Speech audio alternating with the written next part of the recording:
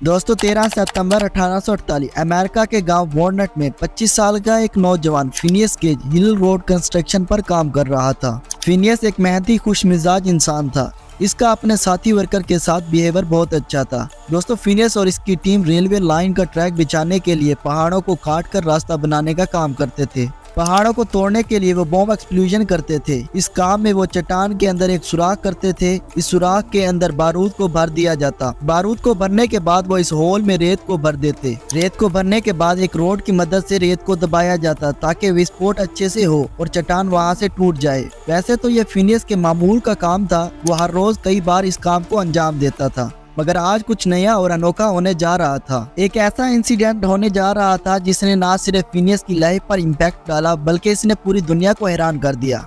Hello hi अस्सलाम वालेकुम दोस्तों, मैं हूं इरफान और आप देख रहे हैं सर्चिंग विद इरफान। दोस्तों इन्फॉर्मेशन से रिलेटेड वीडियोस को देखने के लिए मेरे चैनल को सब्सक्राइब कर लें और बेल आइकन को प्रेस कर दें ताकि इस तरह की इन्फॉर्मेशन से रिलेटेड वीडियोस की नोटिफिकेशन आप तक पहुंच सके। दोस्तों जैसा कि मैंने आपको बताया, फिनियस रोज इस काम को अंजाम देता था, मगर इस बार फिनियस ने एक गलती कर दी थी और इस गलती ने फिनियस गेज की लाइफ को बिल्कुल बदल के रख दिया। फिनियस गेज ने सुराख के अंदर बारूद डाला। इसके बाद फिनियस सुराख में रेत डालना भूल गया। उसके जहन में था कि मैंने बारूद डालने के बाद इस सुराख में रेत डाल दी है। जैसा कि यह फिनियस का रोज का काम था, इसलिए उसने फौरन ये एक रोड उठाई और उसने रेत को दबाने के लिए इस रोड को जमीन में पुश किया। इस रोड की लंबाई 1 मीटर यानी 3.58 फीट थी और इसकी चौड़ाई 3.2 सेंटीमीटर थी। फिनियस गेज ने जैसे ही रोड को नीचे होल में पुश किया तो रेत दरमियान में ना होने की वजह से रोड और बारूद डायरेक्ट कनेक्शन में आ गए। फिनियस ने रोड को दबाया। दबाव की वजह से एक चिंगारी पैदा हुई। चिंगारी की वजह से बारूद ने आग पकड़ ली और अचानक से एक बहुत बड़ा विस्फोट हुआ। रोड पर विस्फोट की वजह से प्रेशर पड़ा। इस प्रेशर ने रोड को सुराख से 200 किलोमीटर फी घंटा की रफ्तार से बाहर धकेला। क्योंकि फिनियस गेज उस होल के ऊपर खड़ा था, ये रोड सीधा फिनियस गेज की गाल में लगा और गाल को चीर कर दिमाग के अंदर दाखिल हुआ और दिमाग को चीरता हुआ फिनियस से बहुत दूर जा गिरा। मौके पर मौजूद लोगों ने यकीन कर लिया था कि फिनियस गेज ने अब यह दुनिया छोड़ दी है, मगर जो मेरिकल वहां पर हुआ उस पर बिलीव करना नामुमकिन है। इस इंसिडेंट के 3 मिनट बाद फिनियस गेज को होश आ गया। फिनियस बहुत ज्यादा हिम्मत वाला था। वो खुद चलते हुए अपनी सवारी तक पहुंचा। उसको घोड़ा गाड़ी पर बिठाया गया। फिनियस को इस घोड़ा गाड़ी पर मुंतकिल किया गया। रास्ते में फिनियस ने घोड़ा गाड़ी वाले के साथ खूब गप्पे लगाई। हॉस्पिटल में पहुंचते ही फिनियस ने डॉक्टर से मजाकिया अंदाज में कहा, डॉक्टर लगता है आपके लिए आज बहुत ज्यादा काम आ गया है। फिनियस ने खुद डॉक्टर को यह सारा इंसिडेंट सुनाया कि मेरे साथ क्या हुआ है। दोस्तों हैरानकुन बात यह है कि एक 3 फीट से ज्यादा लंबाई रखने वाली लोहे की रॉड जिसकी चौड़ाई 3 सेंटीमीटर से भी ज्यादा है, वो फिनियस की स्कल को चीर कर बाहर निकल गई और ये इंसान यहाँ बैठकर डॉक्टर को पूरा वाकया सुना रहा है। डॉक्टर को तो यकीन ही नहीं आ रहा था, मगर फिनियस के सर में सुराख को देखकर डॉक्टर ने फौरन फिनियस का ट्रीटमेंट जारी किया। डॉक्टर ने अपनी रिपोर्ट में लिखा कि पेशेंट खून की उल्टियां कर रहा था और इसकी उल्टियों में दिमाग के छोटे छोटे टिश्यूज दिखाई दे रहे थे। इन सब बातों को देखकर कोई भी इंसान ये सोचने पर मजबूर हो जाता है कि बस अब ये और जिंदा नहीं रह सकेगा। मगर दोस्तों आपको जानकर हैरानगी होगी कि फिनियस इस इंसिडेंट के बाद 12 साल तक जिंदा रहा। कुछ दिन बाद फिनियस कोमा में चला गया। एक बार फिर से फिनियस ने दुनिया को हैरत में डाल दिया। चंद दिन बाद फिनियस कोमा से बाहर आ गया, मगर इस इंसिडेंट में इसकी लेफ्ट आई बुरी तरह डैमेज हो गई थी। अब फिनियस जिंदगी भर इस आंख से कुछ नहीं देख सकेगा।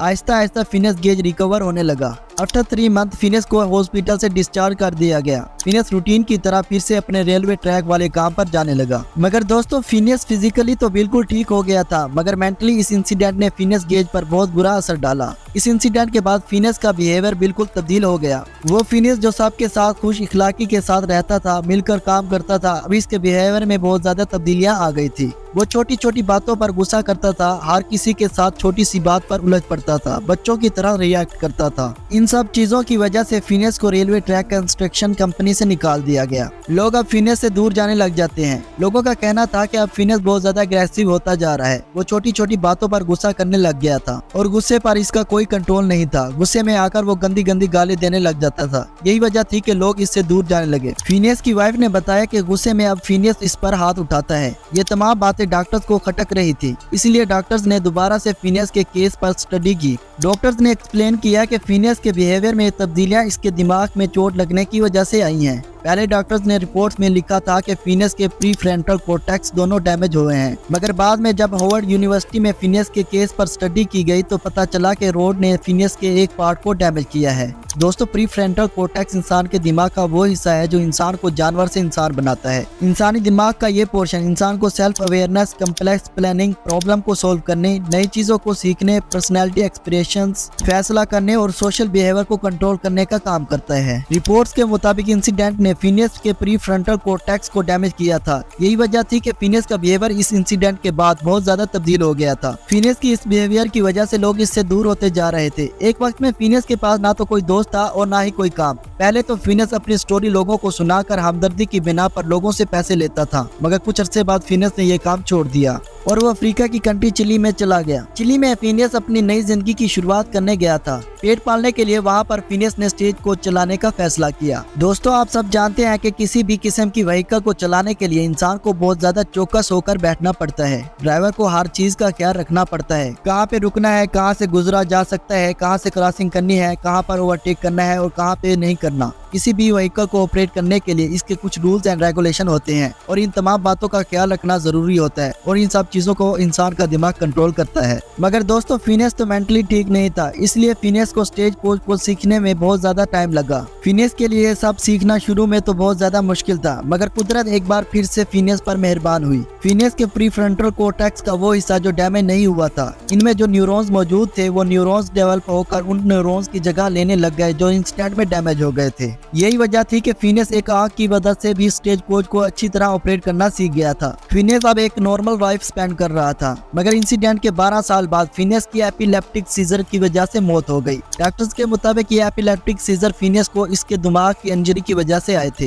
एपिलेप्टिक सीजर एक ऐसी कंडीशन है जिसके अंदर न्यूरॉन्स में मैसेजेस का रिदम अनबैलेंस हो जाता है और दिमाग को एक वक्त में डिफरेंट सिग्नल मिलते हैं, जिससे दिमाग आउट ऑफ कंट्रोल हो जाता है और इंसान को झटके लगना शुरू हो जाते हैं। दोस्तों, ये किसी मिरेकल से काम नहीं कि एक इंसान जिसके दिमाग से 3 फीट से ज्यादा लंबी और 3 सेंटीमीटर से ज्यादा चौड़ी रोड 200 किलोमीटर फी घंटा की रफ्तार से दिमाग को चीरती हुई गुजर गई और वो इंसान 12 साल तक जिंदा रहा। अगर किसी इंसान को पिस्तौल से 9 मिलीमीटर की गोली लगती है तो इंसान दुनिया छोड़ जाता है, मगर दोस्तों फिनियस ने इस कंडीशन में भी सर्वाइव किया।